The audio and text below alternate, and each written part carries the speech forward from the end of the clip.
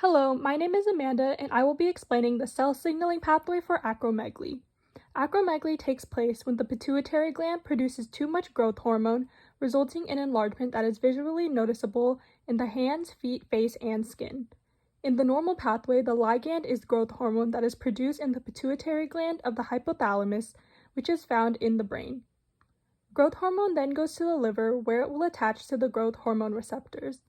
The growth hormone receptors then form a complex with tyrosine kinase, which activates intracellular signaling by the growth hormone.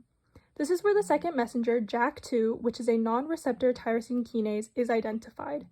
JAK2 then phosphorylates to trigger the production of STAT, which is a transcription factor that signals the pathway for growth hormone. The liver then signals cells to produce and release IGF, which is an insulin-like growth factor that causes people to grow. IGF-1 then goes to different parts of the body like the muscles, bone, and skin to signal growth. Growth hormone is produced the most during puberty, which is why during that critical period is when you are most likely to have growth spurts.